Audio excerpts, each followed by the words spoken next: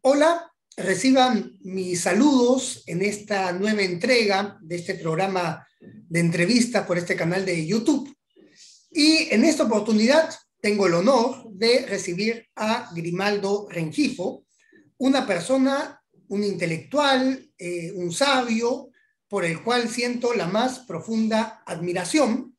Grimaldo fue fundador, entre otros, del Pratec, que para mí es una de las instituciones que ha trabajado con comunidades indígenas, andinas y amazónicas con mayor respeto y desde una perspectiva que a mí me interesa mucho porque me parece que ha sido aplicando metodologías no eurocéntricas, sino metodologías basadas en las propias prácticas, racionalidades, afectos de los pueblos indígenas. Y es ahí donde me parece que está la carne, digamos, del gran aporte del Pratec. Además de ello, Grimaldo es parte del Consejo Nacional de Educación y también es parte de la ONG Huamanhuasi, que queda en Lamas, en San Martín, que trabaja con pueblos quechua lamas de la región. Y he tenido la oportunidad de conocer un poco a Grimaldo, además de lo mucho que he investigado su trabajo, y sé que esta entrevista, esta conversación va a ser muy fructífera.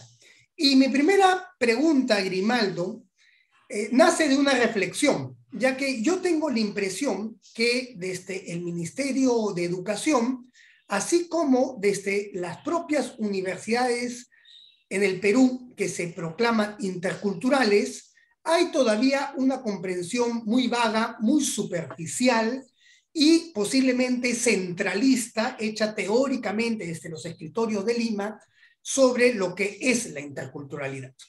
Ya que para mí la interculturalidad es un diálogo en igualdad de condiciones entre los saberes ancestrales y los saberes de la modernidad. Y esto no siempre se da, sobre todo porque no se desarrollan metodologías pedagógicas y metodologías de investigación basadas en las propias epistemes y ontologías indígenas. Hasta donde yo he podido escucharte, yo creo que tú vas a estar de acuerdo con esta afirmación y creo que a partir de ella podemos empezar a desarrollar este diálogo.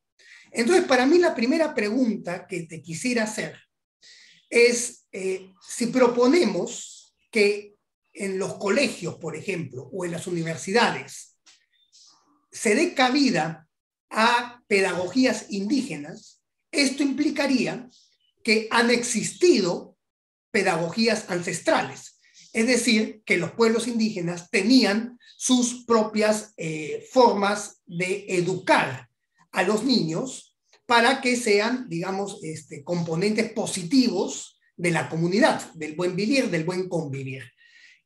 Claro que existen diferencias, evidentemente, entre las distintas naciones amerindias de los Andes y las distintas naciones amerindias de la Amazonía, pero a grandes rasgos, para hablar de, digamos, de ciertos sustratos comunes, ¿cómo podríamos entender estas pedagogías ancestrales? ¿En qué consistían, Grimaldo? Bien, Pedro, mira, cuando en el país se empieza a hablar de diálogo de saberes, de interculturalidad en el sistema educativo, esto más o menos de lo que son mis recuerdos y mis comprensiones, surgen con Valcárcel, con José María Arguedas, y esos son referentes a tener en cuenta cuando uno habla de educación intercultural bilingüe, ¿ya? Cuando en el sistema empieza no te olvides que nosotros hablamos de educación bilingüe, ¿ya? En la época de la reforma educativa del 70 del siglo pasado, o sea, aproximadamente 50 años, lo que hace el sistema educativo cuando hablamos nosotros de educación bilingüe es recoger las experiencias habidas hasta ahora, ¿ya? En ese entonces, ¿ya? Entonces, lo que primaba era, no había un cuestionamiento como tenemos ahora de la ciencia y la técnica moderna, ¿no? No hablábamos de eurocentrismo, no se hablaba de colonialidad. Recuerda que cuando Pratek habla de cosmovisión y descolonización en la década, a finales de la década del 80, en el primer texto que publicamos sobre desarrollo y descolonización, la propia gentes muy asociadas a lo que podría denominarse las corrientes de izquierda, casi nos asocian con grupos violentistas. ¿Me explico? ¿Sí? No te puedes imaginar. La palabra cosmovisión en ese momento sonaba a retraso y dentro de los propios grupos de izquierda. Es decir, el proyecto de la modernidad no tenía nada que ver con opciones políticas. Bueno, afectaba tanto a la derecha como a la izquierda. Sí, a mí eso Lo único que cambiaba era la vía.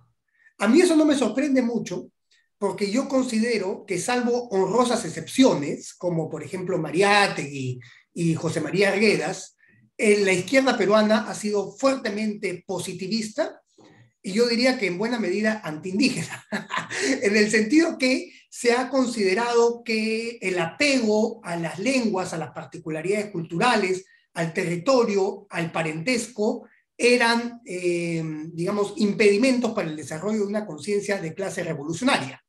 Y yo pienso que tanto la izquierda como la derecha comparten, son dos caras del mismo paradigma moderno que considera este vínculo afectivo con la tierra como animismo primitivo, ¿no? Entonces, a mí lo que me comentas no me sorprende del todo. Sí, pero es bueno decirlo por dos razones, ¿no? Primero, porque ambos proyectos lo que cuestionan son las relaciones sociales, pero no las relaciones técnicas. Eso lo dejan intacto. ¿Me explico? Excelente. Y tú ves las revoluciones en general en el tercer mundo, incluyendo en aquellas en las cuales uno tenía particular aprecio, como la cubana, cuestiona las relaciones sociales de propiedad. No más burguesía, ahora proletariado, pero te quedas con la misma máquina que manejaba el hacendado. ¿Me explico? Ese es exactamente lo que podríamos decir. Lo que los otros quieren decir es, hagamos del hacendado una persona buena, ¿me explico? Que redistribuya lo que tiene, pero no le quitemos del mando de la propiedad. Los otros lo que decían era, saquemos a este señor, ¿me explico? Entonces saquémoslo y pongamos a los obreros, pongamos a los campesinos, pero el proceso... las relaciones técnicas de producción basadas en la máquina y en la transformación de la naturaleza en beneficio del hombre, ese proyecto sigue, Pedro. Claro, sigue. Por supuesto, sí. ¿Ya? Entonces, este es, quién sabe, un poquito los cambios que empiezan a haber a comienzos de este siglo.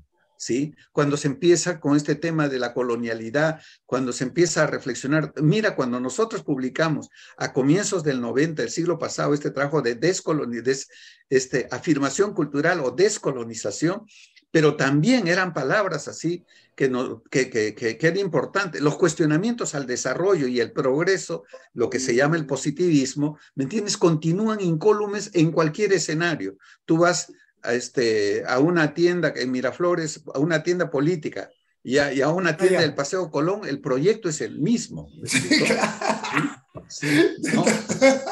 Totalmente, totalmente. Me explico. Entonces, ¿qué pasa también con el tema del bilingüismo?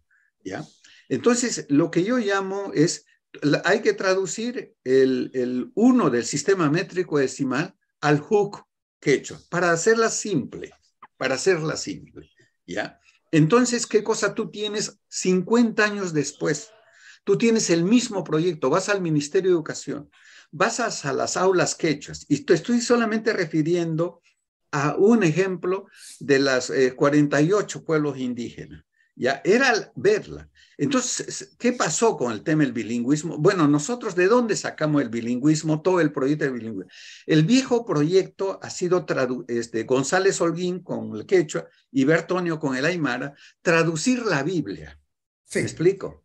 El proyecto era colonizar, ver el proyecto de colonización desde la perspectiva religiosa y había que traducir. Claro, se generó un quechua litúrgico en el que hay, digamos, una resemantización de los términos. Por ejemplo, Huchay, que al parecer Huchay era no cumplir con las obligaciones de reciprocidad, pasó a significar pecado. Entonces se hace una traducción forzada mediante la creación de neologismos y resemantización de los términos para generar un quechua escrito, litúrgico, para, digamos, para decirlo en breve, para colonizar y extirpar, ¿no? Para extirpar y colonizar. Sí, sí, si tú analizas el proyecto 400 años después, a ver, el proyecto del ILB, ¿sí? Es el mismo. Claro. Es el mismo. Es el mismo. Así es. Entonces, sí. cuando hablas a grandes rasgos, ¿no? A grandes rasgos, diferencias más, diferencias menos. Uh-huh. ¿Ya? Pero el proyecto es la colonización, la evangelización, el traslado de una cosmovisión haciendo uso del vernáculo. Sí. Fíjate, ¿eh?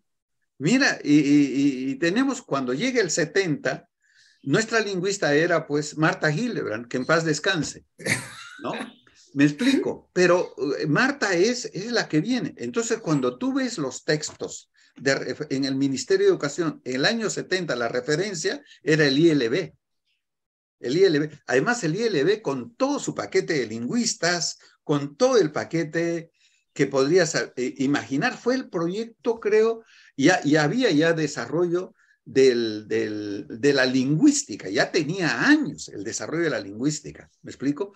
Entonces los métodos se perfilaron mejor, ¿ya? Y es allí donde beben nuestros lingüistas. Habría que aclarar, Grimaldo, por si alguien de nuestra audiencia no lo sabe, que cuando hablamos del ILB nos estamos refiriendo al Instituto Lingüístico de Verano, que fue una organización misionera norteamericana con algunos misioneros entrenados en la lingüística que vinieron con mucha fuerza y con mucho respaldo económico a la Amazonía peruana y a los Andes a hacer gramáticas con la intención de traducir la Biblia a todos los idiomas, porque ellos pensaban que cuando lo lograran iba a acaecer en la segunda venida de Jesucristo, ¿no?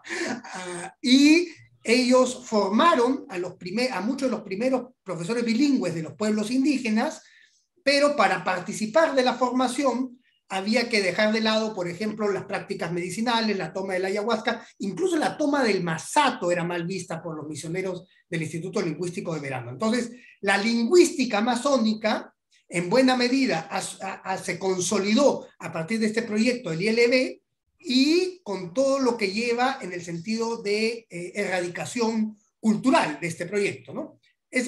Quería aclarar eso para que continúes. Sí. Me encantaría que alguien, Pedro, hurgase en la historia de Fernando Stahl, ¿ya? Fernando Stahl y su asociación con el dueño de las Caterpillar, con ellos que hacen el negocio con Le Tourneau, ¿ya? Ese negocio, para que veas tú cómo está vinculado Le Tourneau con Tornavista, todo el proyecto de colonización de la Amazonía, ¿sí? Para hacer la carretera en la época de Prado, con Fernando Stahl, ¿sí?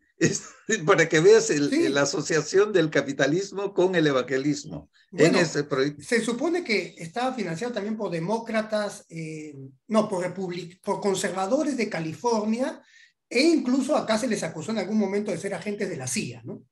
Claro, así es. Claro, se les expulsa. Pero más allá, te fijas cómo cuando hablas del proyectos hay que pensar en estos proyectos, etcétera, etcétera. Pues esa es una historia extraordinaria del cual apenas tengo puntos, pero que es importante. Entonces, cuando se habla acá de educación bilingüe, no se hablaba de interculturalidad, porque la palabra intercultural pasa el año 90. Sí. ¿Ya? El año 90, después de las discusiones, cuando los propios lingüistas asocian el tema de la lengua con las expresiones culturales, ¿no? Entonces, y te voy a decir también, el tema de la educación intercultural bilingüe es fuertemente influenciado por los lingüistas del mundo en general. Digamos, se apropian, se sienten allá. Entonces, marcan las pautas de el desarrollo de los textos, el desarrollo de la pedagogía y todo lo demás. Entonces, lo que se ha hecho, grosso modo, es traducir con todo lo que tú dijiste. Entonces, cuando y esto, mira, terminamos el siglo XX y todavía ese proyecto es menos intercultural y todavía más lingüista. Y tú lo puedes ver. ¿Ya? Las materias no se cambian y las materias son empezadas a traducir. Nosotros empezamos a traer docentes, los más destacados de provincias, lo que se colocan en el Ministerio de Educación, y su chamba, su trabajo, es traducir del castellano al quechua, al aymara, al ahuajún, al shipibo conibo, etc. ¿Me explico? Entonces, lo que pasa es que no hay una crítica de las matemáticas eurocéntricas, que se llaman las matemáticas de la tribu europea. No hay una crítica de las ciencias sociales, no hay una crítica de la física, de la biología, de todo este mecanicismo que impregna todo el proyecto educativo. Mejor dicho, no hay un cuestionamiento del proyecto educativo moderno basado en capacitar, en adiestrar un hombre dotado de todas las competencias del caso para transformar a la naturaleza.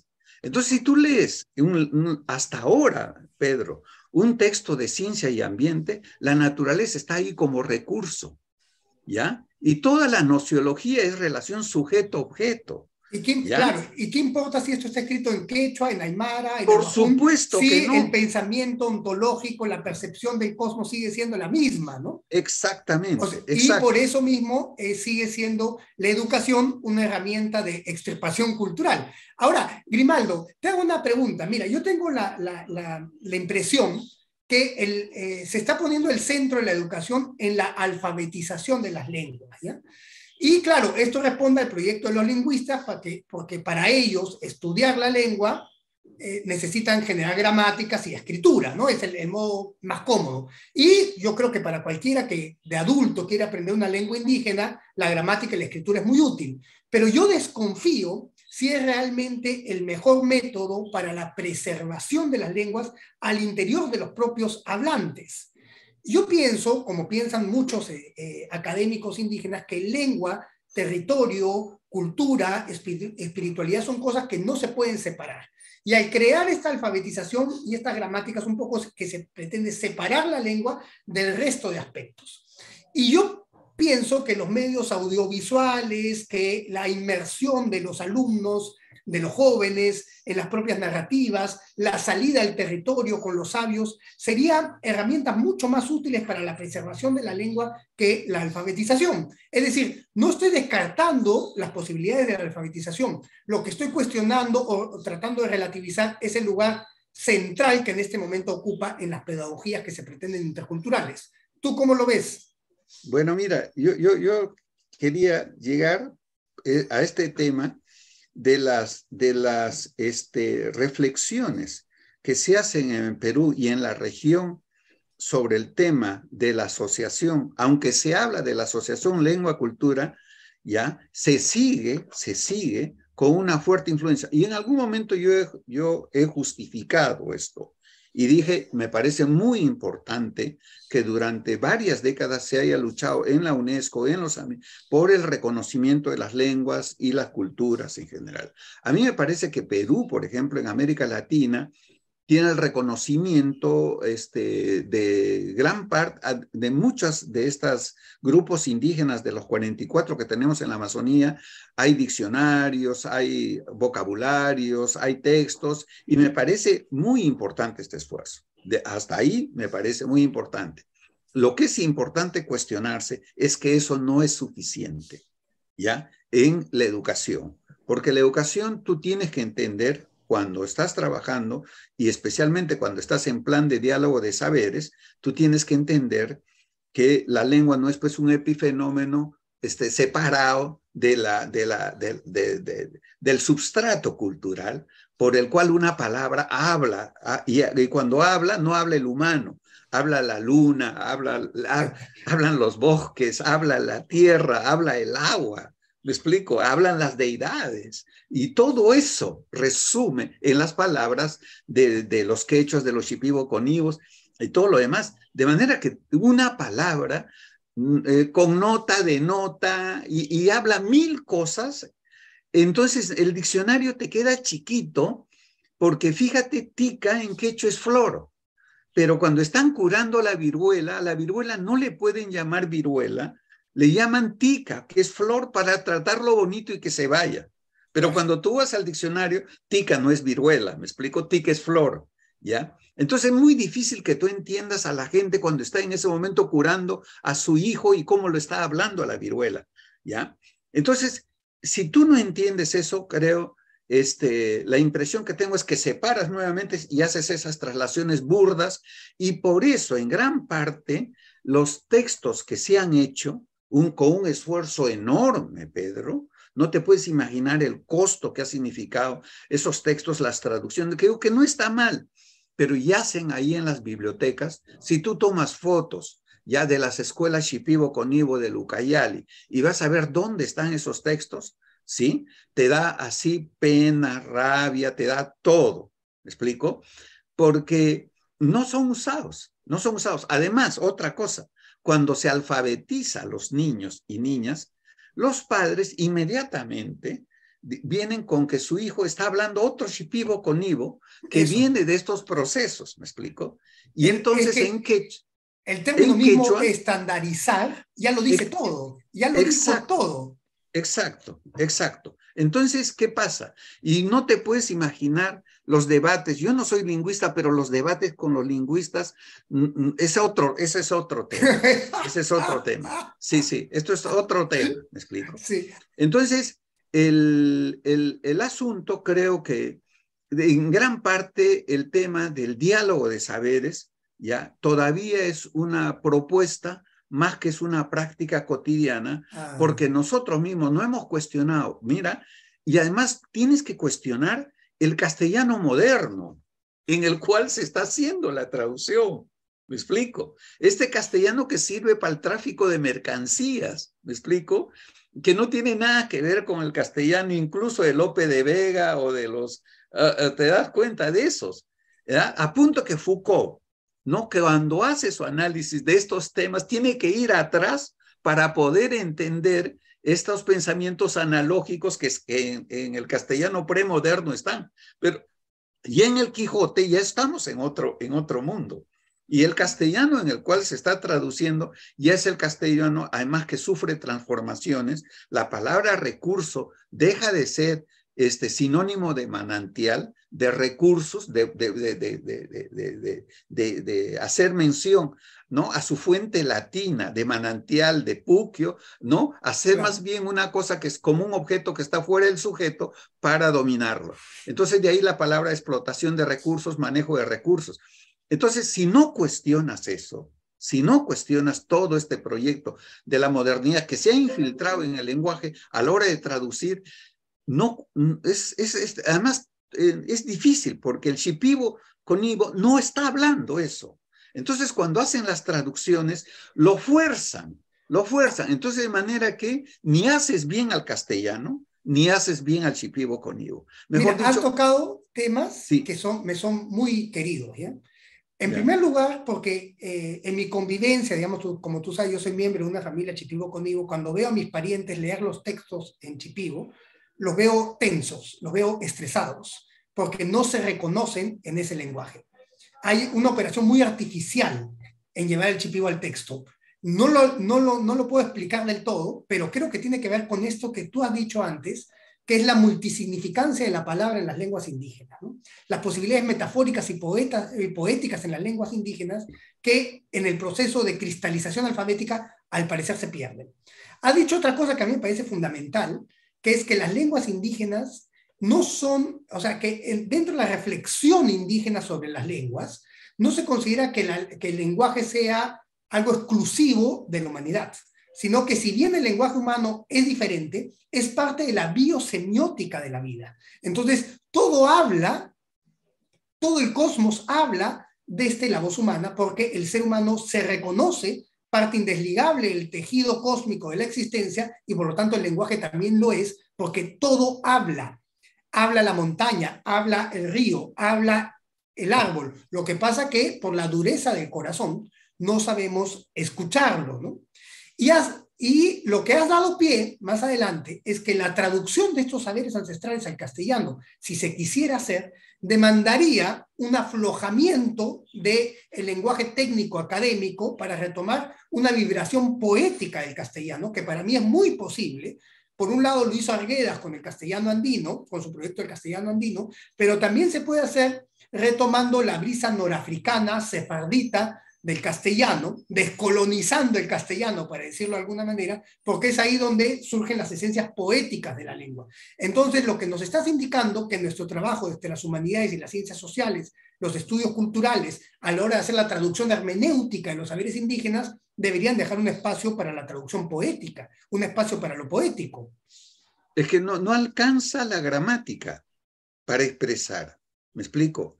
Entonces, y por el otro lado, cuando tú ves los textos, son fuera de contexto, pero no solamente porque te hablan otras cosas, ¿ya? De otros contextos, sino porque el abuelo, ¿ya? Cuando tú estás en una ceremonia, va a hablar de las cosas que él está viendo y sucediendo en ese momento, y a través de él va a hablar muchas cosas. ¿Ya? No solamente es que tú para entender tienes que estar inmerso en ese cosmos que está hablando para que tengas una conexión, sino darte cuenta que hay una relación directa entre la palabra y lo nombrado. Claro. ¿Ya? Y lo nombrado trae al presente situaciones, incluso de distancias diferentes a las que estamos viviendo en esos momentos. Y entonces es muy, muy local y también muy circunstancial. ¿Qué pasa cuando tú a un niño shipibo coniblo que está en la época de pesca, revisas el texto en castellano y le habla de cualquier cosa menos de lo que está pescando? ¿Me explico? Y entonces los indígenas me dijeron en muchas oportunidades, eso es falta de respeto, porque tú no puedes hablar de cosas que no están pasando. Y cuando el niño y niñitas, ¿no? Empiezan a alfabetizarse y empiezan a hablar en la casa, ya, en castellano o en su lengua indígena, cosas que no están pasando, los padres le dicen, por favor, cállate, no es el momento para hablar de eso. ¿Me explico? Porque no puedes hablar en época seca de la lluvia. Y no puedes hablar de la lluvia en época seca porque es traer a alguien que en este momento no es importante que lo traigas. ¿Me explico? Tú tienes que hablar de eso cuando es importante.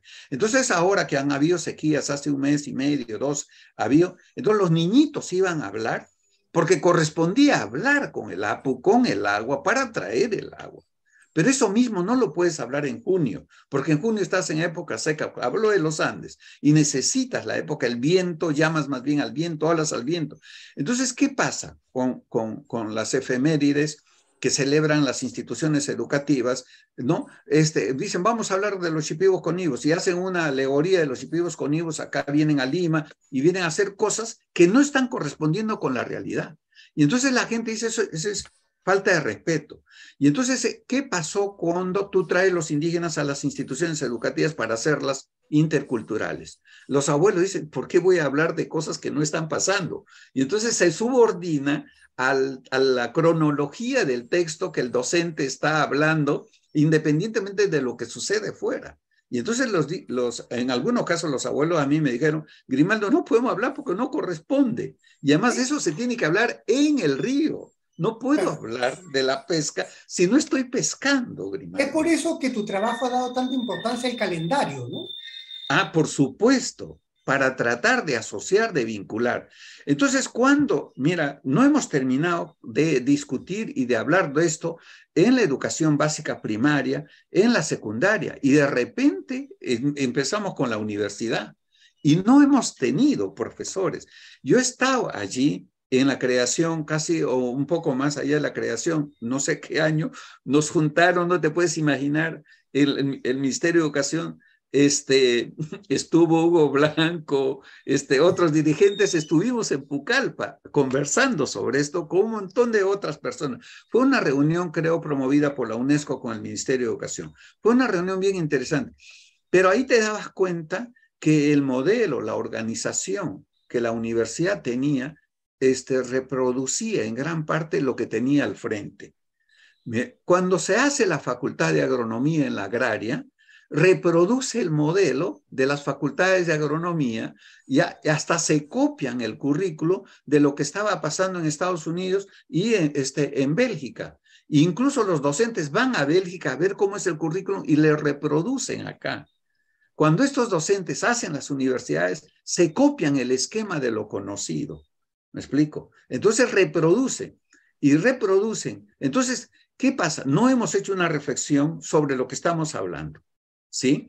Entonces traes un texto, vas a enseñar a los chicos, bueno, dice, yo estuve de acuerdo con que se juntara silvicultura con agricultura, y un chico podría entender todos los espacios de vida del bosque. Entonces se habla de silvicultura, silvoagropecuaria, qué sé yo. Pero cuando se traen los profesores que vienen de formarse en las universidades en disciplinas es que cada uno tiene su propio campo. Y ninguno de ellos, o muy pocos de ellos, tiene una reflexión de todas estas disciplinas y cómo funcionan la agricultura con el bosque, las relaciones con el agua, con las vaciantes y crecientes y todo lo demás. Y gran parte de la gente viene de fuera, viene de los Andes y viene de la costa. ¿Me explico? Porque la formación de profesionales que podríamos haber tenido en la Amazonía, las universidades amazónicas son universidades tecnocráticas, no se crearon para sintonizarse con la ecología y con la cultura del lugar. Entonces las universidades interculturales, en cierto modo, heredan no solamente la estructura, sino también el personal que viene. No es personal intercultural que viene y dijeron, acá vamos a hacer otra cosa, ¿no? Entonces los grupos indígenas que se rebelaban, demandaban una educación intercultural para sus hijos y toda la universidad, el Estado les da, como les da un UGEL, les puede dar otros aparatos del sistema en su conjunto, pero las propias movimientos indígenas tienen que trabajar sus propias educaciones propias. Y la gente, desgraciadamente, que se formó como docente, se forma en las universidades convencionales o en las escuelas convencionales y vienen con ese proyecto, no conocen otro. Y me incluyo, Pedro, por supuesto, en toda esta reflexión de repensar cuál podría ser la propuesta o, digamos, el modelo de interculturalidad. Entonces tenemos ahorita 20 años, o un poco más, un poco menos en las universidades, y nos estamos dando cuenta frente a esta crisis en general de todo el sistema educativo, y además ya 20 años, ya tú ves que empiezas primero con tus aulas de diversos grupos étnicos y de repente a los pocos años va pasando lo mismo que en algunas UGELs que en el año 2009 reclamaban los grupos, los movimientos indígenas. Nosotros queremos tener nuestra propia unidad de gestión. Entonces les dan la unidad de gestión.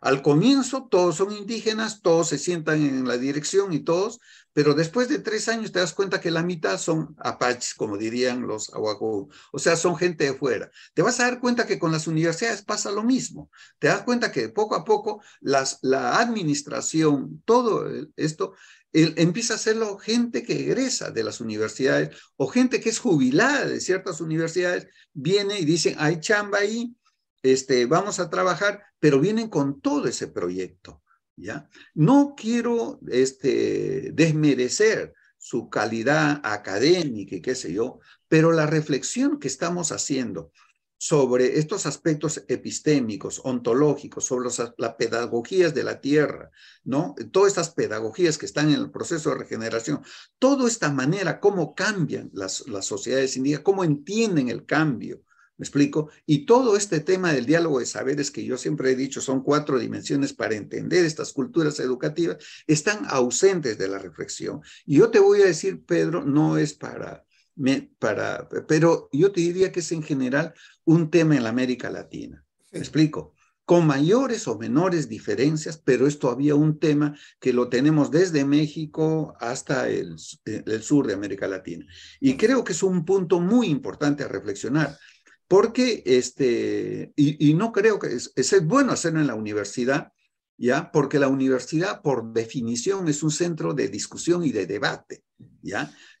Pero es todo el sistema en su conjunto. Entonces, por ejemplo, no, nosotros, igual como estamos hablando de lenguaje y de todas esas traducciones, cuando vemos todo el proyecto de aprendizaje, vemos esta relación sujeto-objeto. Y toda la nociología, toda la teoría del conocimiento que están en gran parte en los proyectos, en las metodologías de formación y de investigación, tienen como referente Piaget, tienen como referente Vygotsky, tienen como referente, o sea, todo lo que son los pedagogos que yo creo que cada uno ha reflexionado en su lugar y en su sitio, pero se trasladan acá estos modelos sin hacer la respectiva reflexión. Entonces salen cosas en las investigaciones que hace la Católica, San Marcos y todos mis amigos, van a los Shipibos con Ivo, a los Ashánica, vienen y dicen estos no tienen pensamiento complejo, estos no son incapaces de hacer operaciones abstractas de esto, dicen cualquier cosa porque el modelo que tienen puesto en la realidad, sin cuestionarlo, les arroja eso. Entonces, ¿qué viene? Recomiendan al Ministerio de Educación más de lo mismo, más horas de tortura para estos niños que están en otro. Entonces, no han puesto en cuestión su propia disciplina, no han puesto en cuestión, no conocen lo Shipibo con Ivo, o lo Aguajún, o lo Quechua Lamas, y entonces les es difícil hacer el diálogo de saberes. El diálogo de saberes para mí demanda en principio conocer tu propia disciplina. ¿Cuántos en la academia, y hablo del Consejo Nacional de Ciencia y Tecnología, no solamente que han hecho ciencia, que han repensado la biología? Todo el proyecto mecanicista que hace de los cuerpos máquinas, ¿no?, interrelacionadas entre ellas, y que ellos estudian por partes. ¿Cuánto han puesto en cuestión este proyecto mecanicista de la biología? ¿Me explico? Muy pocos, ¿no? Pero ni siquiera en el viejo proyecto de la biología nosotros tenemos destacadas gentes que puedan proponer cosas como lo han hecho a su modo Varela y Maturana en Chile respecto a empezar a entender los fenómenos de la vida desde otras perspectivas. ¿Me explico? ¿Cuántos en nuestro país lo han hecho? Pero en realidad muy pocos. Entonces lo que tenemos nosotros es a diferencia cuando tú vas a la India o en otros sitios, entonces de ahí viene todo el tema del eurocentrismo y la crítica que hacen la australiana Linda a todo el proyecto de las metodologías y a todo eso. Nosotros no tenemos esa gente que desde acá ha replanteado todos esos proyectos. De manera que cuando en Pratec empezamos a hacer una crítica, la propia gente formada desde fuera se nos viene encima más que nuestros amigos en Europa o en Estados Unidos que ya estaban cuestionando eso. Entonces tenemos un colonialismo acá.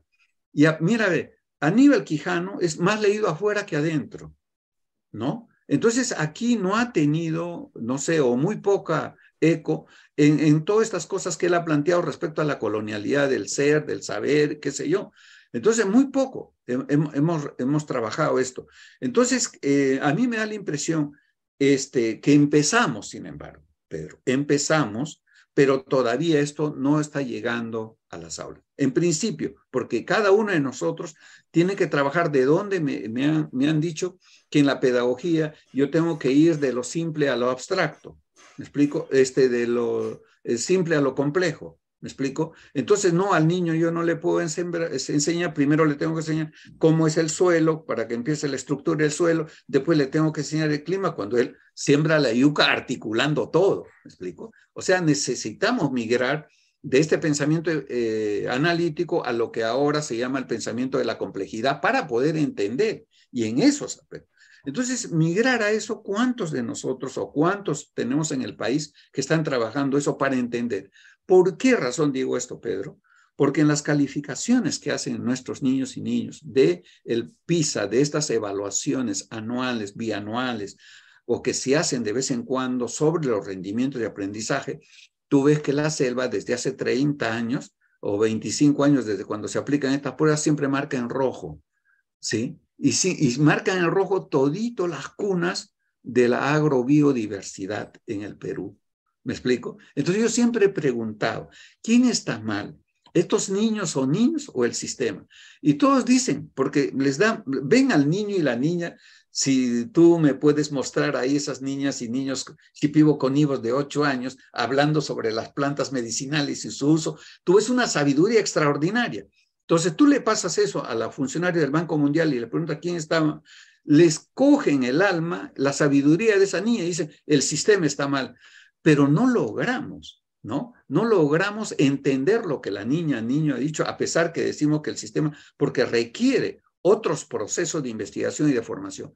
Entonces, el diálogo de saberes por el cual esta niña, Shipibo-Conivo, puede pasar de su sistema numérico, Shipibo Conibo, al sistema numérico de la tribu europea, como dice el matemático español Liscano, se dificulta tremendamente.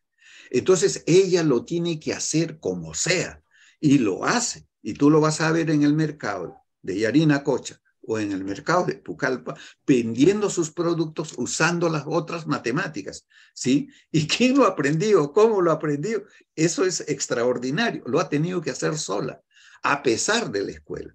Entonces la Universidad Intercultural hereda, de alguna manera, todas estas tensiones y dificultades que tiene la interculturalidad en el país y en general en la región, ¿ya? Y como tú puedes ver, cuando vemos nosotros el conflicto último de estas semanas que hemos tenido, en gran parte son el desencuentro que hasta ahora no logramos resolver en cada campo que nos toca a nosotros actuar de estos mundos que no logran hacer un mundo en nuestro país y en general en la región. Claro, pero para hablar de ese tema, a mí, digamos que el proyecto de forzar una unidad nacional me parece un despropósito, personalmente, ¿no? Un imposible. Acá lo que tendríamos que rescatar justamente de los saberes indígenas es la complementación de los diferentes, ¿no? Aquello que se ha venido a llamar el yananti, ¿no? Es decir, no tratar de homogenizar a todos, sino de hacer que cada uno fructifique en lo que es para luego generar las relaciones de respeto, reciprocidad y complementación entre los diferentes. No sé si tú estarás de acuerdo con esta idea. Mira, ve,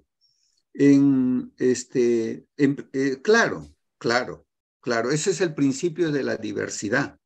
Pero cuando tú ves la diversidad y entras a un bosque, cuando tú ves un bosque, tú ves ves aguajes, ¿no es cierto? Y alrededor del aguaje hay una serie de plantas que crecen en los barrizales, en el agua, ¿ya? Que tú ves distinto a los árboles, ¿ya? Que tú ves en las colinas, ¿ya? Donde están los cedros, las caobas y qué sé yo, ¿ya? Y tú vas a otra zona y tú vas a ver otros árboles ahí que fructifican y qué sé yo, que están alrededor de la laguna o alrededor de los ríos, ¿ya? Etcétera. Tú ves cómo los árboles se han ido acomodando entre ellos, se han ido observando. ¿Qué dicen no se trata de juntar por juntar, ¿sí? Entonces, entre ellos tienen sus formas sus propias simbiosis en el cual la vida fructifica. Cuando tú ves en los Andes la zona de papas, tú ves papas, ocas o yucos, los ves juntos en asociaciones. Cuando tú le preguntas por qué, dices, es porque en los quechua lama dices, es porque se quieren. Oye, ¿por qué no juntas esto? Ah, estos se pegan, dice. Porque forman parentesco, ¿no? Forman parentesco. Exactamente. Entonces, cuando hablamos juntar los diferentes, ellos se vinculan, por alguna relación. Cuando tú ves los movimientos, ¿ya? De los grupos indígenas, ¿ya? En los diferentes grupos étnicos alrededor de los ríos, te vas a dar cuenta que hay muchos grupos que se vinculan más fácilmente entre ellos, inclusive teniendo otra familia lingüística, ¿ya? En cambio hay otros que prefieren caminar horas y días y semanas remontando montañas antes que los ríos para encontrarse con los otros, ¿no? Entonces, cosa parecida. Eso te digo que en la vida misma está la diversidad, pero como dicen mis colegas, no se trata de juntar por juntar. Tenemos que juntarnos los que nos queremos. Y ahí pues viene la palabra quechuas, muna y estos de quererse, ¿no? Y el aini, es la expresión más se juntan los que se quieren, ¿ya? Entonces vienen estas relaciones de crianza, de cariño. Ni siquiera hay veces hablas lenguaje diferente, pero hay una suerte de no sé qué que hay ahí que nos junta alrededor de la pesca, que nos va más allá incluso de nuestro propio lenguaje y hace que nos juntemos porque nos queremos. ¿Me explico? Entonces el principio de la querencia, del cariño, ¿no? Y los principios de la crianza son las que tienen que ver con todo esto. Entonces fíjate, Pedro, ese es el tema. Y cuando los zapatistas hablan de un mundo es porque tenemos una casa común, porque tenemos una casa común, ¿no? Tenemos una casa común que tenemos que criar esa casa común y cada quien nos acomodaremos. Hay gente que cuando llega a tu casa se siente más cómodo en la sala y pone ahí su estera y ahí se queda porque se siente más cómodo. En cambio, hay gente que va a tu cocina, entonces donde se siente más. Hay una cosa que uno no logra entender donde te sientes más y cuando tú lees las metáforas de sentirse bien, tú vas viendo que yo mismo, ¿no? Me he quedado allí en Lamas porque es un sitio donde, no sé, estoy ahí Te y querenciaste. Te exactamente, querenciaste. exacto. Ahora, Grimaldo, lo que sucede es que eh, en este país yo siento que la gente no se quiere ni a sí misma, ¿no? Entonces, cuando uno no se quiere ni a sí mismo, difícilmente puede querer al prójimo en su diferencia, ¿no? Porque uno ya está perturbado consigo mismo y en un desencuentro con sus propias raíces. El asunto está que al estar, al convivir en un mismo territorio, si no aprendemos a querernos y a complementarnos en nuestra diferencia, esto no tiene futuro. Entonces yo pienso que una manera de aprender a querernos en nuestra diferencia viene justamente de la línea marcada por las pedagogías de la Madre Tierra. En el sentido que cuando todos nos reconocemos, no importa de qué fenotipo seamos, como hijos de la Tierra, porque efectivamente eso es lo que somos, no podríamos subsistirse en la Tierra, como hijos del Sol, porque efectivamente nada podría subsistir sin el Sol, cuando nos reconocemos que el ser humano no es algo aparte del resto de seres vivos, sino que somos parte del conjunto de la vida, y cuando la vida se vuelve nuestra prioridad, no se trata de dejar la diferencia, pero al tener la prioridad de la vida, tal vez podamos aprender a querernos un poco más entre los diferentes. ¿Tú cómo ves esto? Mira, sí, cuando estaba haciendo yo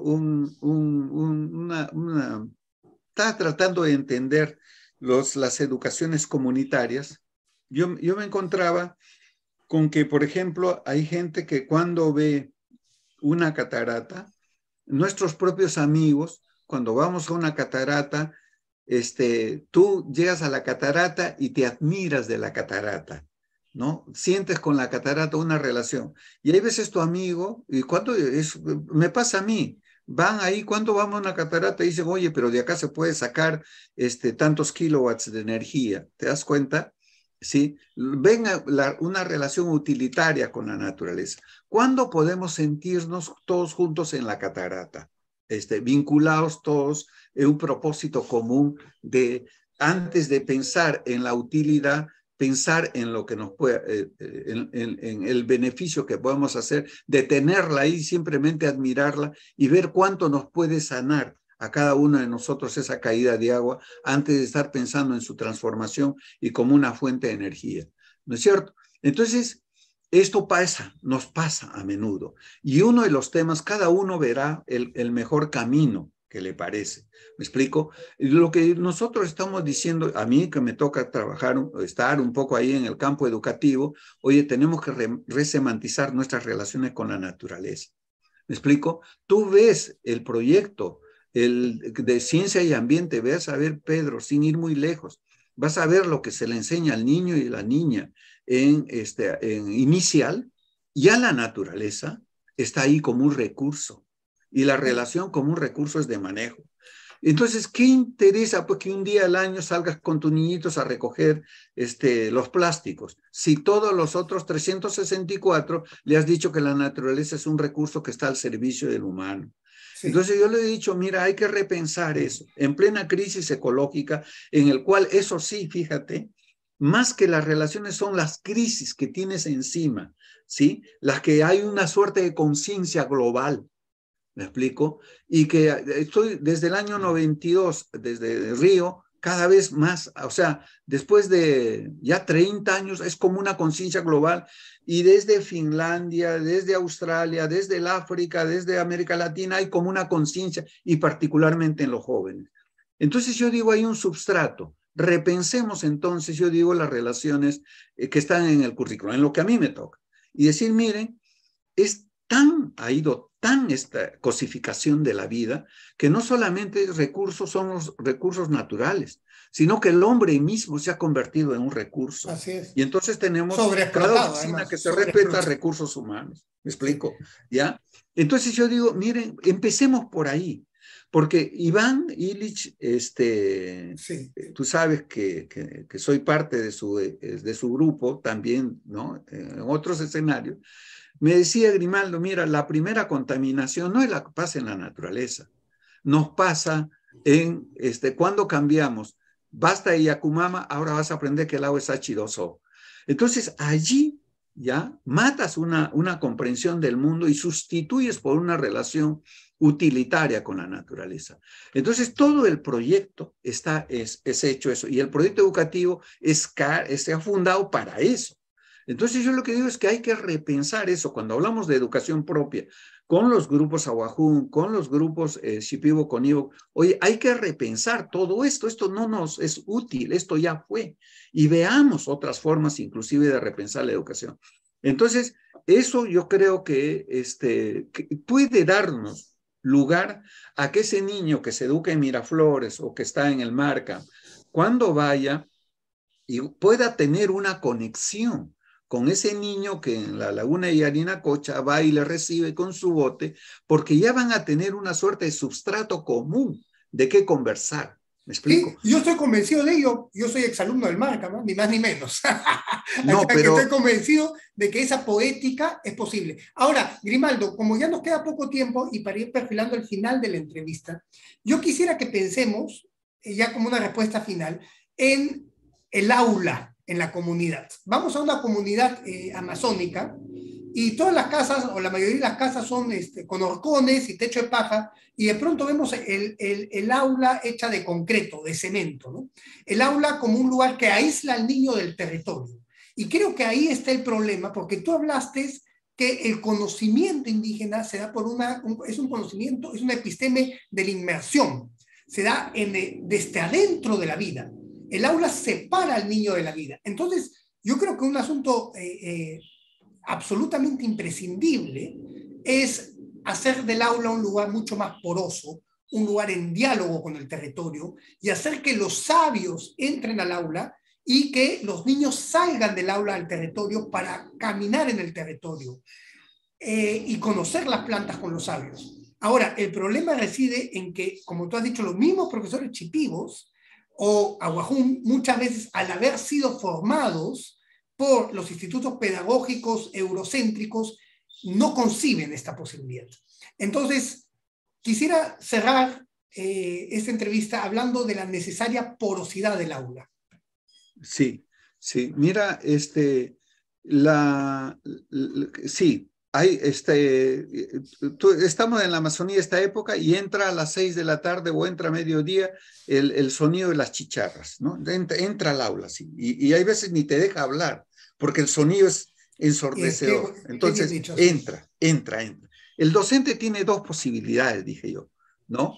Escuchar o simplemente tapiar su pared y hacer como que no existiera eso.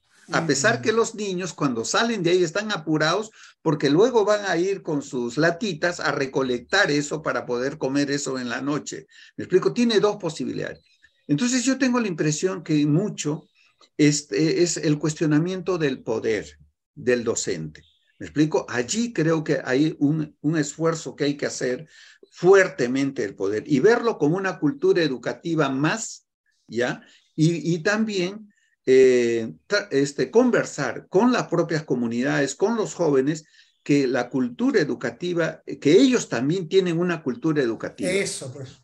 Mira, yo lo que he dicho es cuestionemos eso de que acá hay educación formal y lo que está afuera es informal. Entonces, repensemos nuestros propios modos de ver, de ver las cosas. Acá tenemos una cultura educativa con sus 4 espacios de vida, decía yo, que son también 4 espacios de aprendizaje: el bosque, el agua, la chacra y la casa. Y en cada espacio de vida hay ahí. Y lo que he dicho es, mira, profesor, tú haz las cosas que tienes que hacer y hay otras cosas que tienen que hacer. Por ejemplo, le digo, dime tú, ¿cuántas competencias son? 30 y tantas, profesor. Mire, Vamos a ponernos en el caso de la identidad, que es una competencia. Vamos a fortalecer la identidad de los niños y vivo con ellos.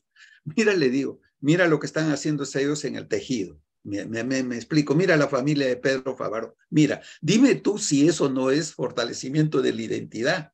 Lo que te toca a ti es conversar sobre eso, pero eso déjalo que haga la familia de Pedro Favaro y tú pon en las notas que ella te diga en qué momento está el niño con sus propios modos de entender el aprendizaje, que no son los modos de evaluación nuestras, basados por un lado en la competencia y basados por el otro lado en el desarrollo de la abstracción y no en el desarrollo del sentipensar. Vayamos a eso, le digo. Pero te voy a decir, entonces hay un esfuerzo que hay que hacer con el docente, pero también con la propia comunidad y reconocer esos espacios como espacios de aprendizaje, como parte de otra cultura. Y al docente, y ese es un esfuerzo tremendo, justamente que es parte del proyecto que tengo dentro del Consejo Nacional de Educación, es ver todo el reconocimiento de las culturas educativas comunitarias, como otras plataformas que entren en diálogo con la cultura educativa escolar y distribuirse amablemente las competencias y repensando especialmente la cultura educativa oficial, que debemos de trabajar ya no sobre la transformación de la naturaleza, sino sobre el cuidado de la casa común. Entonces, estas dos culturas educativas, quién sabe, estén en mejores condiciones para poder hacer frente a los desafíos globales que tenemos en el siglo XXI. Pero queda pendiente conversar contigo tu primera pregunta sobre estos temas de pedagogías de la tierra, que es otro momento que podemos tener, Pedro, para continuar la conversación. Entonces, ¿qué te parece si la próxima vez que vengas a Lima, que tengas una buena conectividad, hacemos otra entrevista? Así que eso queda pendiente y quiero reiterarte que cada vez que hablo contigo salgo muy nutrido, siempre sorprendido. Me ha gustado mucho el componente poético en la educación. También, cosa que no sabía de ti, es tu herencia con tus conversaciones con Iván Illich y la idea de desescolarizar la educación, que todo momento es un momento de educación. También eso me ha gustado mucho y lo que me queda claro también es la necesidad de que los propios docentes indígenas no estén esperando que los cambios sucedan de este ministerio, sino también hacer un ejercicio de autodeterminación curricular, ¿no? Para poder, rescatando las propias prácticas de sus ancestros, traerlas al aula y sacar a los niños del aula y entender que todo es un momento educativo. Así que te agradezco muchísimo, Grimaldo, y esperamos la próxima oportunidad para volver a tener una segunda conversación, que creo que mi pequeña audiencia que se interesa en estos temas va a estar esperándola con las mismas ansias que yo. Así que muchas gracias, Grimaldo. Nada, Pedro, un gran abrazo para ti, para tu familia, y lo mejor este 2023 a pesar de las tormentas que tenemos. Así sea, Grimaldo, así sea.